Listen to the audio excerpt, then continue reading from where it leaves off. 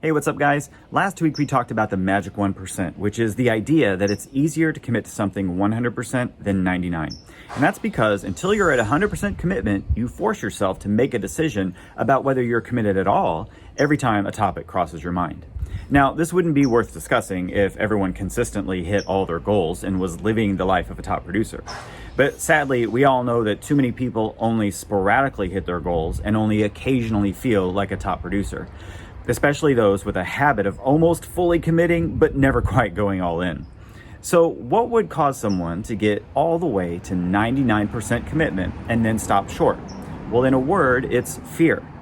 The final chapter of Think and Grow Rich by Napoleon Hill is called The 6 Ghosts of Fear. And so today I want to talk about what stops full commitment by focusing on the first two ghosts, the fear of poverty and the fear of criticism. So when we lack initiative, imagination, and enthusiasm, we're showing symptoms of the fear of poverty. Napoleon Hill says that fear of poverty comes from our tendency to prey upon each other economically. So for comparison, animals don't think like humans do, so they prey on each other physically. But humans, we eat each other financially, and then we create every law imaginable to try to safeguard ourselves from one another. Now, it sounds backwards at first, but when a person isn't 100% committed to their own success, it's often because they fear poverty. Let me say that another way. When a person isn't 100% committed to their own success, it's often because they fear being preyed upon by other people who would try to eat them financially. It doesn't help that we vilify the so-called 1%. I mean, in our culture, the 1% is used to represent a group of people who've preyed upon all of society financially. And while I'd agree that we have a problem with wealth distribution in the world, and specifically the laws that enable the inequity, pointing the blame at 1% of the population as a whole isn't helpful. I mean, it just keeps those doing the blaming stuck in fear. To be in the 1% in terms of net worth these days, you need $10 million in assets, but you're in the top 5% with just $2 million.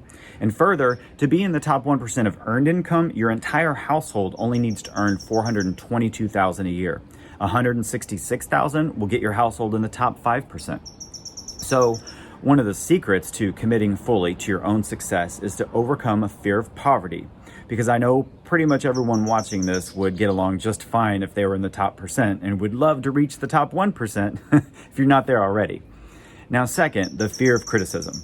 This comes from the ego and is a result of an overabundance of concern about what others think about you.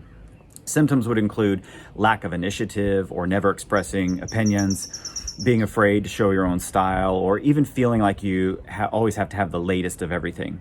So here's the thing. People are going to think things about you, whether you want them to or not. You can't control the mind of another person. And the great equalizer is that they can't control your mind. You're free to have thoughts about them too. It was Dr. Dyer that taught me one of my favorite affirmations. What you think of me is none of my business. And as soon as you can internalize that affirmation, you'll begin to break free from the fear of criticism. Now, at the end of the chapter, Napoleon Hill adds a final lesson. He says, people who succeed in life do so because they've learned not to be susceptible to the negative influences of others. And there's a lot of effort being expended on the planet right now to control a virus. But the only thing we have absolute control over is our own thoughts. So another secret to committing 100% to our own success is overcoming the fear of criticism. And to do that, we have to be willing to control our own minds. When you consistently lock out the negative influences of others, even if those others are loved ones, then reaching your full potential becomes automatic. Well, there you go, guys. It's simple, right? But not always easy. I get it. So I've got a link below to the original unedited version of Think and Grow Rich, so you don't have to go hunt for it, because these days there's a million different versions published. But if you don't have your own copy, I highly recommend you get one today. But before you go and do that, drop down and let me know what thoughts you're having right now. You guys, as always, thanks for watching. Hope you have a great week. My name is Jason Edwards, and let's go think bigger.